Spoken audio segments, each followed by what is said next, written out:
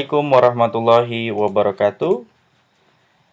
Setelah beberapa hari yang lalu saya membahas tentang the grammar translation method, malam hari ini saya akan membawakan sebuah materi atau topik yang tidak kalah menariknya dari grammar translation method, yaitu the audiolingual method.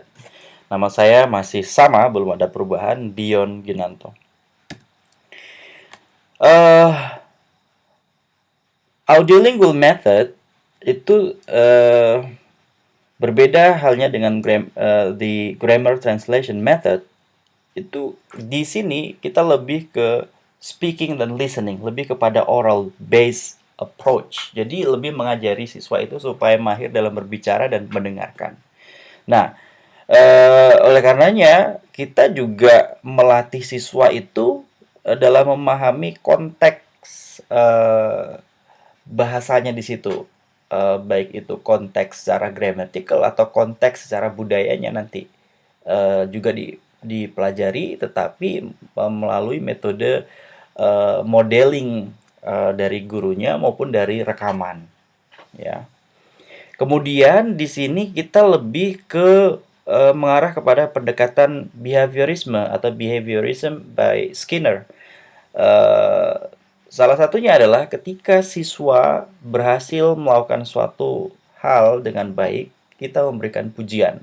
Maka dengan adanya pujian ini, siswa lebih semangat, ya kan, lebih termotivasi untuk terus belajar dan melakukan sesuatu, gitu ya. Nah, mengapa audiolingual method? Kenapa kita masih tertarik menggunakan ini? Karena apalagi kalau kita mengajar di desa, ya kan, atau di ketika bahasa Inggris itu jarang sekali digunakan dalam kehidupan sehari-hari, maka audiolingual method ini masih bisa digunakan atau masih relevan. Kalau di kota mungkin agak sedikit kurang relevan karena di sini dia teacher center, gitu ya. Nah, di sini guru memberikan atau peran guru itu sebagai model, ya, dengan mempraktekkan cara pelafalan ini bagaimana, cara pelafalan ini yang benar bagaimana, sehingga siswa itu dalam belajar tidak mempelajari hal yang salah, begitu ya. Jadi dengan mendengarkan bagaimana harusnya bunyinya gimana, gitu ya. Juga siswa bisa mengikuti modelnya, gitu ya. Mudah-mudahan model yang mengajarkan siswa ini betul, gitu ya. Jadi dalam hal ini peran guru sangat penting. Atau ketika guru merasa ragu-ragu, lebih baik menggunakan bantuan berupa rekaman, atau sekarang sudah zaman modern ya, bisa menggunakan internet, bantuan pelafalan ya, atau bisa ambil source dari YouTube atau TED Talk lain sebagainya. Nah, pembelajaran bahasa dalam konteks audiolingual method ini itu lebih kepada habit formation, pembentukan kebiasaan, ya. Semakin sering diulang, semakin mahir dalam dalam mempraktekkan bahasa Inggris dalam hal ini, ya. Jadi harus sering-sering diulang supaya lancar. Kemudian seperti yang sudah saya bahas tadi, harus ada konteks ini kita harus memberikan positive reinforcement kepada siswa, ya, supaya siswa itu mendevelop their correct habits. Jadi kebiasaan yang benar, begitu ya, untuk membiasakan dia melakukan suatu hal yang benar. Maka kita harus berikan dia ya pujian, begitu ya. Baiklah. Seperti yang sudah saya senggol sedikit tadi, bahwa the audiolingual method itu lebih kepada teacher centered. Di guru sebagai model di sini. Nah, kalau si Larson, Freeman, dan Anderson itu menyebutkan bahwa guru seperti pemimpin orkestra, ya, konduktor, ya, konduktor, dirijen, dan sebagainya. Jadi mengontrol kebiasaan berbahasa atau mengontrol pembelajaran di situ, ya kan? Mereka juga bertanggung jawab memberikan model yang dapat ditiru. Misalnya bunyinya beautiful, beautiful begitu ya. Oke. Jadi misalnya guru bilang beautiful, repeat after me. Beautiful, apalagi handsome, river, school, repeat after me. Jadi guru memberikan ini, kemudian siswa suruh menirukan. Ya. Kemudian, ya ini tadi, jadi guru menjadi model, atau jika guru merasa kurang percaya diri, bisa menyediakan tapes, rekaman, atau dari YouTube, atau dari browsing internet, dari sumber-sumber yang tentunya sumber-sumber yang terpercaya. Nah, ada beberapa karakteristik di sini. Yang pertama adalah ya karena ini lebih praktek ya, lebih kepada oral. Jadi ada dialog, kemudian adanya imitasi, kemudian dipraktekkan. Diulang, kemudian dipraktekkan. Seperti halnya tadi sudah dibahas ya, ketika siswa itu berhasil harus diberikan pujian atau positive reinforcement. Juga di sini kita bukan hanya sekedar mempelajari dialog, tetapi juga konteksnya, konteks budaya, konteks arti dialog itu bagaimana ya. Jadi ini juga penting dipelajari karena ketika kita mempelajari bahasa tanpa mempelajari budayanya juga agak sulit gitu ya. Konteksnya bagaimana dialog tersebut bisa ada. Kemudian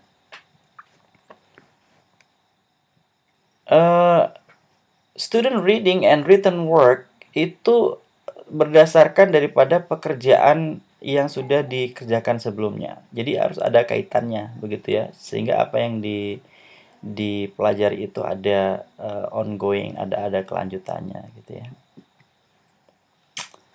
Kemudian yang tidak kalah pentingnya adalah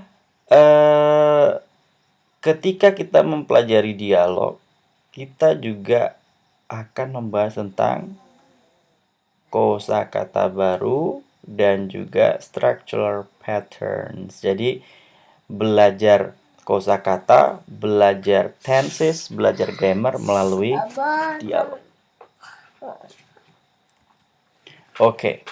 Kemudian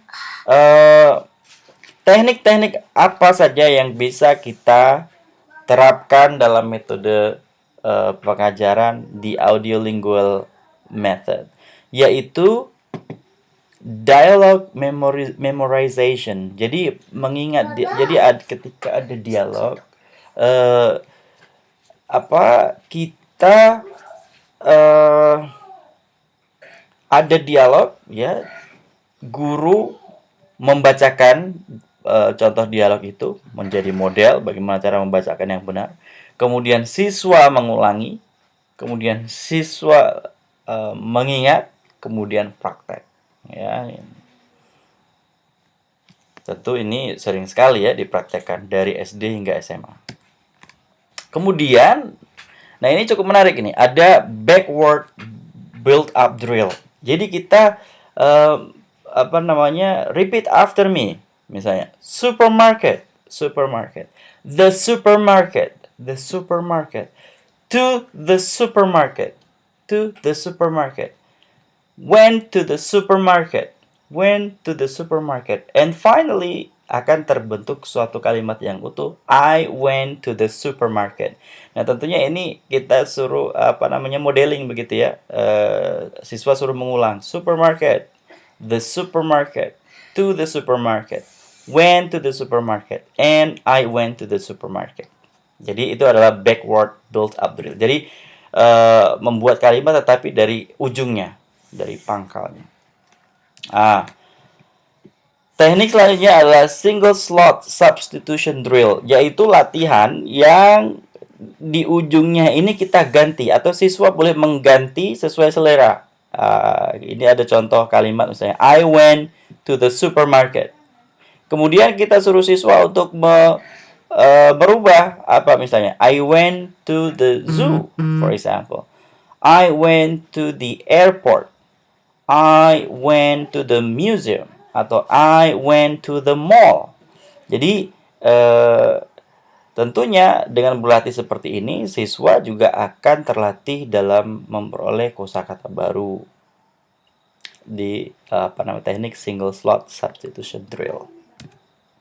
Nah, selanjutnya teknik yang bisa kita gunakan adalah transformational atau transformation drill atau latihan menggunakan transformasi. Misalnya, ada kalimat positif, kita suruh siswa merubahnya menjadi negatif. Kita ada kalimat positif dirubah menjadi questions gitu ya. Contohnya gimana? Misalnya saya punya kalimat I go to the zoo tonight atau I will go to the zoo tonight. Kemudian siswa merubahnya menjadi I will not go to the zoo tonight. Atau misalnya ketika ada kalimat positif dirubah menjadi kalimat tanya, misalnya I go to the school every day. Menjadi pertanyaan. Do you go to school every day? Atau dari negatif ke positif. Misalnya, I don't have much money. Menjadi I have much money. Jadi, nah ini menariknya bisa kita jadikan game ya. Kita jadikan ini permainan. Jadi permainannya pasti menarik. Misalnya kita punya kalimat positif, kemudian siapa yang bisa menjawabnya menjadi kalimat negatif akan mendapat nilai. Atau gamenya kita bisa jadikan game berkelompok. Misalnya kelompok yang bisa jawab kita beri nilai. Kemudian yang kelompok yang kalah kita berikan hukuman. Dan yang ini juga yang awal tadi yang single slot substitution drill bisa juga kita jadikan game. Siapa yang paling cepat bisa menemukan kata di sini, dia akan mendapat nilai. Di sini juga bisa dijadikan game. Jadi sebenarnya meskipun ini metode yang sudah lama diterapkan, tetapi kita bisa combine atau kita bisa menjadi adaptasi menjadi suatu yang tergolong milenial begitu ya. Jadi supaya siswa atau mahasiswa tetap tertarik berada di dalam kelas, mengikuti metode pengajaran yang kita berikan. Jadi itu yang bisa saya sampaikan, mudah-mudahan bermanfaat. Mohon maaf apabila ada kesalahan. Saya akhiri. Wabillahi taufik wal hidayah. Wassalamualaikum warahmatullahi wabarakatuh.